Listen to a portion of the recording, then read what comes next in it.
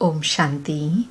आज प्यारे बाप दादा के अव्यक्त मधुर महावाक्य हैं 16 नवंबर 2025 और रिवाइज डेट है 15 दिसंबर 2007। आज की अव्यक्त मुरली के सार में विशेष बाबा ने समय का महत्व दिलाते कहा कि आजकल के समय प्रमाण सबसे अमूल्य श्रेष्ठ खजाना है पुरुषोत्तम संगम का समय, क्योंकि इस संगम पर ही सारे कल्प के प्रारब्ध बना सकते हो।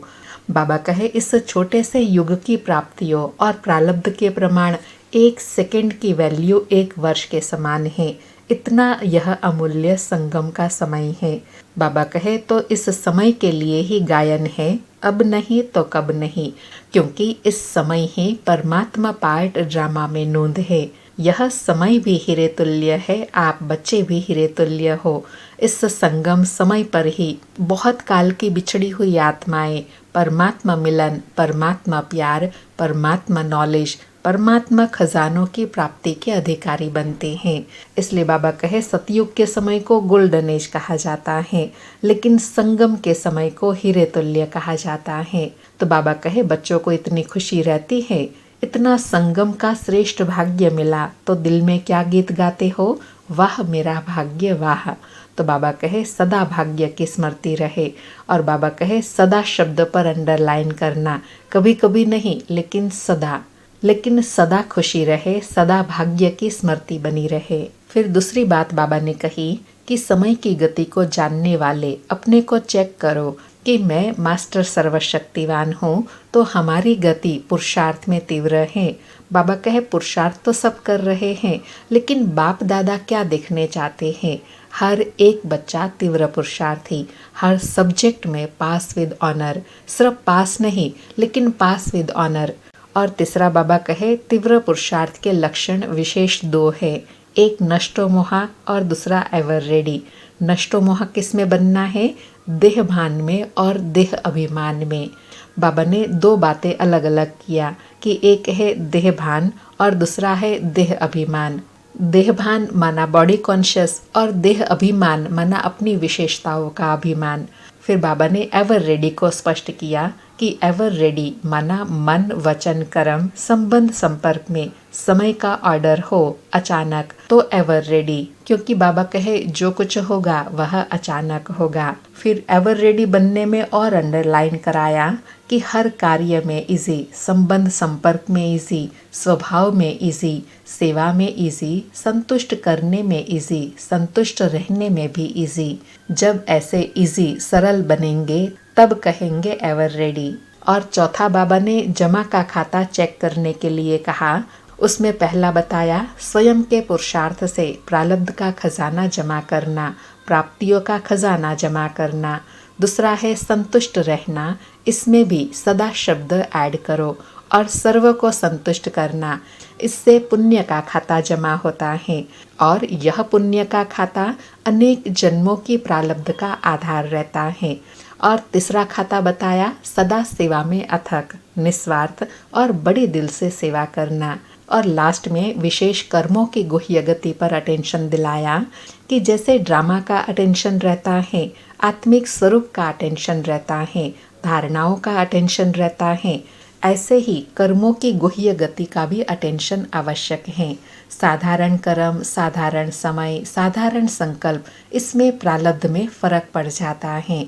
इसलिए बाबा कहे अंडरलाइन करना है कि कर्म करते हुए हमारी स्थिति श्रेष्ठ हो तो कर्म का फल भी श्रेष्ठ होगा। उसके लिए बाबा ने कहा सदा स्वमान रहे, मैं विशेष आत्मा हूँ, विश्व कल्याण के निमित्तात्मा हूँ, विश्व परिवर्तन के निमित्तात्मा हूँ।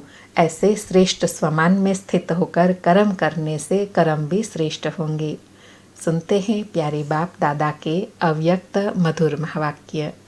अच्छा, चारों ओर के सर्व तीव्र पुरुषार्थी सदा दृढ़ संकल्प द्वारा सफलता को प्राप्त करने वाले सदा विजय के तिलकधारी बाप दादा के दिल तख्त नशीन डबल ताजधारी विश्व कल्याणकारी सदा लक्ष्य और लक्षण को समान करने वाले परमात्मा प्यार में पलने वाले ऐसे सर्वश्रेष्ठ बच्चों को बाप दादा का याद प्यार, दिल की दुआएं और नमस्ते।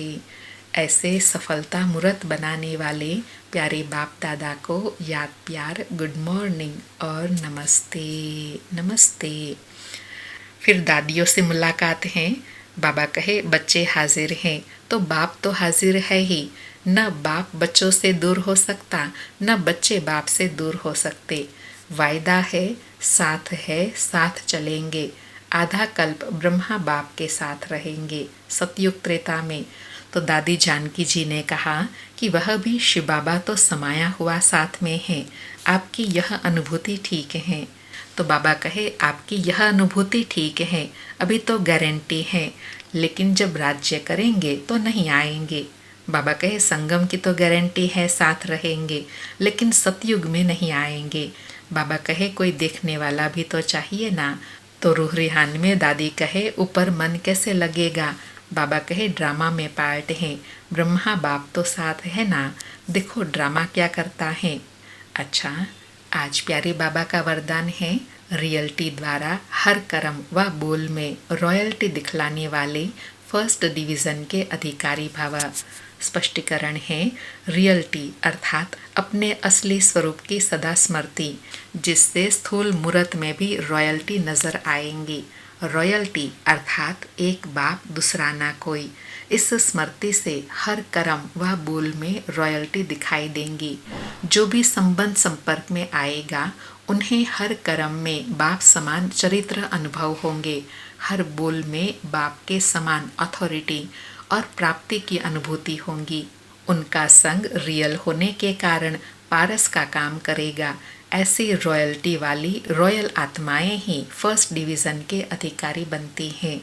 बाबा ने कितनी श्रेष्ठ स्थिति का वर्णन किया कि रॉयल आत्मा किसको कहेंगे, एक बाप दूसरा ना कोई। यह अनुभूति आपके द्वारा सभी आत्माएं करेंगी, क्योंकि ऐसी रॉयल्टी वाली रियल आत्माएं पारस का काम करेंगी। आज का स्लोगन है श्रेष्ठ कर्मों का खाता बढ़ाओ तो विकर्मों का खाता समाप्त हो जाएगा।